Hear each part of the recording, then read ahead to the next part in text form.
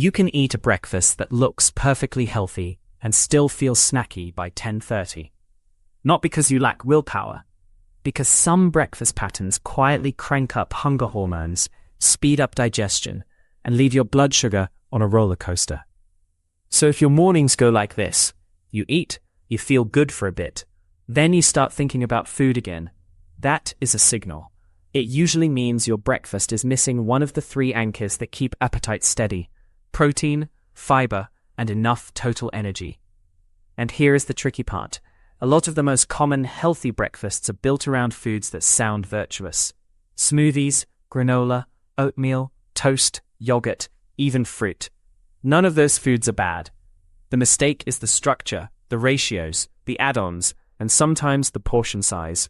Let's walk through 7 breakfast mistakes that spike hunger later, and simple fixes that keep you full without turning breakfast into a math problem. Moving to slide 2. Mistake 1 is the breakfast that is basically sugar with a health halo. Think fruit juice, sweetened coffee drinks, pastries labeled whole grain, or a bowl of cereal that tastes like dessert. Even if it is organic, even if it has some vitamins added, a high sugar start tends to digest fast. Your blood glucose rises quickly, insulin responds, and a couple hours later you can feel that drop as hunger, shakiness, or a very specific craving for more carbs. The fix is not ban sugar, it is to stop letting sugar be the base of the meal. If you want something sweet in the morning, pair it. Add protein and fiber so the stomach empties slower. Whole fruit instead of juice is a big step because the fiber changes the speed. And if you love cereal, choose one with higher fiber and lower added sugar, then add a protein side. A simple rule that works. Sweet is fine, sweet alone is the problem. Moving to slide 3. Mistake 2 is going too low protein. This is probably the biggest reason healthy breakfasts fail. Protein is not just for muscle. It is one of the strongest satiety signals you can send. It triggers hormones that tell your brain, we ate a real meal. And it slows digestion because protein takes more work to break down. A lot of common breakfasts land at, say, 5 to 12 grams. A piece of toast, a small yogurt, a bowl of oats made with water. That can be a perfectly fine snack, but you are asking it to carry you through a whole morning. A practical target for many people is roughly 25 to 35 grams at breakfast. Not a law, just a useful range. Easy ways to get there. Eggs plus a side. Greek-style yogurt or skyr with nuts and berries. Cottage cheese with fruit. Tofu scramble, or add a scoop of unsweetened protein to oats or a smoothie. If you fix only one thing, fix protein. Moving to slide 4. Mistake 3 is the fiber gap. People think they eat fiber because they ate something with oats or something with fruit. But the total fiber can still be low. Fiber is basically your built-in pacing system. It adds bulk, it holds water, it slows how quickly carbs hit your bloodstream, and it feeds gut bacteria that produce compounds linked with better appetite regulation. A breakfast with refined grains, a small portion of fruit, and not much else can leave you hungry fast, even if calories are not that low. So what does a fiber-forward breakfast look like? It usually includes one of these: whole oats, chia, flax, berries, beans, or a big serving of vegetables. Try adding 1 tablespoon of chia or ground flax to yogurt or oats. Add berries instead of dried fruit, or do a savory breakfast where vegetables are the volume. Even leftover roasted vegetables with eggs or tofu works. You do not need extreme fiber. You need consistent fiber early in the day. Moving to slide 5. Mistake 4 is going too low fat, especially when the meal is mostly carbs. Fat has a bad reputation, but in the right amount it is one of the easiest ways to make breakfast last. Dietary fat slows gastric emptying. That means food stays in your stomach longer. You get a steadier release of energy, and you are less likely to feel that sudden, urgent hunger. A classic example is oatmeal made with water, topped with a little fruit, and nothing else. It can be healthy, but for many people it is not satisfying. The fix is to add a small amount of unsaturated fat, a spoon of nut butter, a handful of nuts, chia, ground flax, or avocado on the side. Two cautions. 1. Fat is calorie dense, so you don't need a lot. 2. If your breakfast is already high fat and low protein, that can also backfire for some people. Balance matters. Think of fat as the slow-burning log, not the whole campfire. Moving to slide 6. Mistake 5 is the smoothie trap.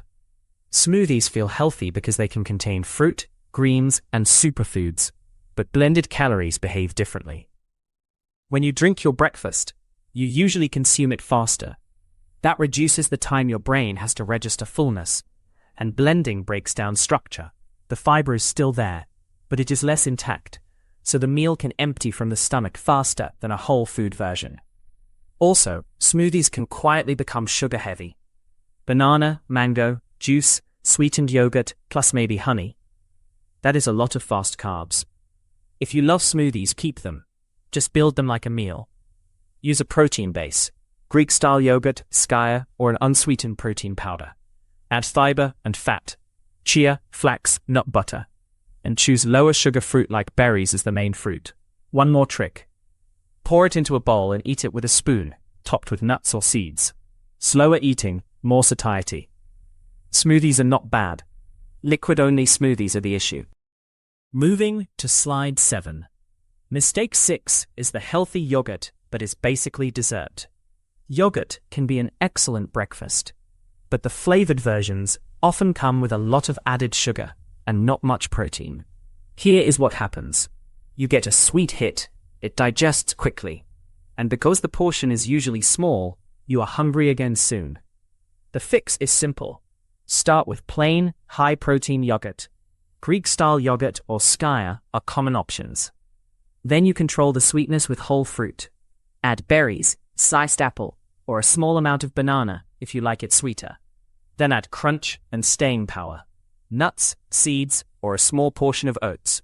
That adds fat and fiber. If you want a more dessert-like feel, use cinnamon or vanilla extract. You get the flavor without turning breakfast into a sugar spike. And yes, read the label. You are not being obsessive. You are just checking whether your breakfast is a meal or a treat. Moving to slide 8. Mistake 7 is granola and healthy bars as the main breakfast. Granola looks like oats and nuts, so it feels like a smart choice. But most granola is calorie-dense and easy to overeat, and it is often sweetened. Here is the hunger paradox. If you eat a small portion, you may not get enough protein or volume to feel full.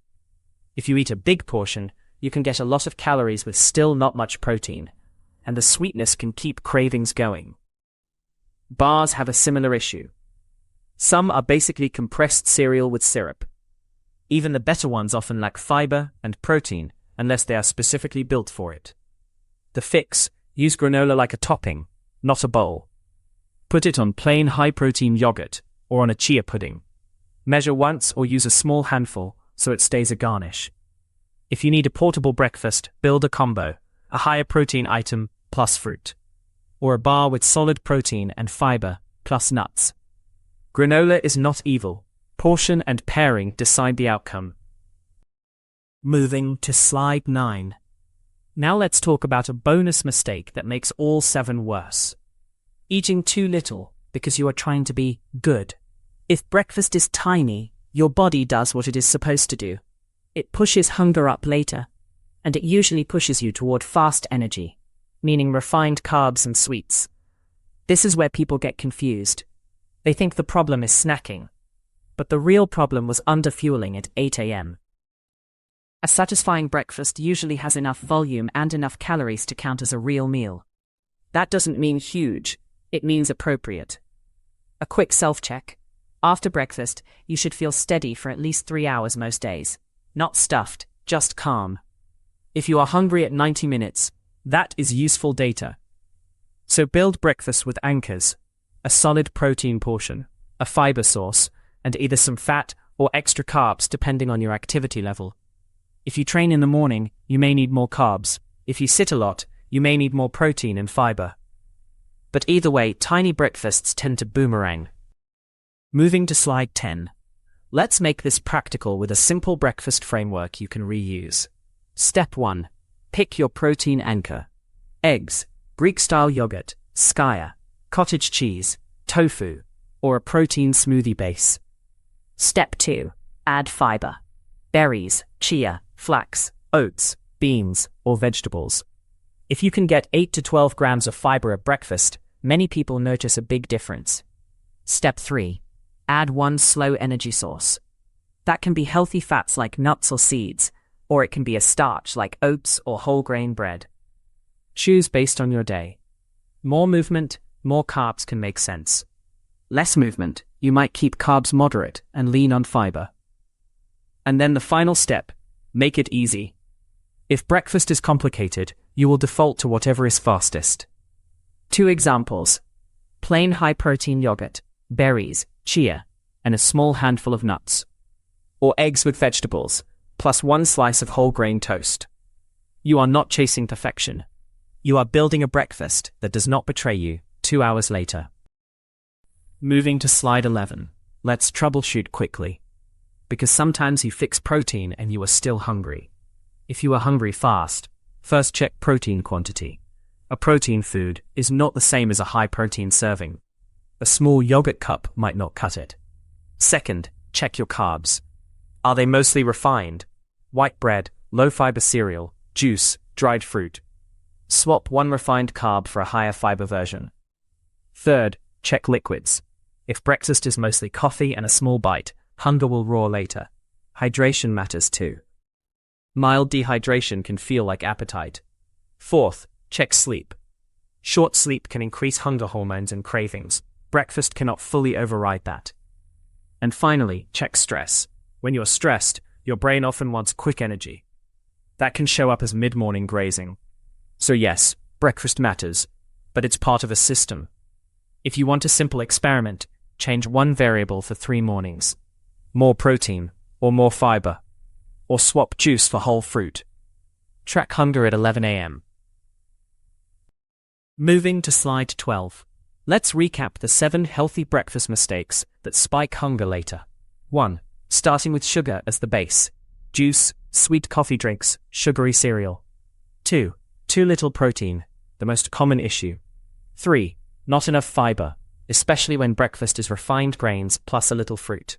4. Too low fat, so the meal burns too fast. 5.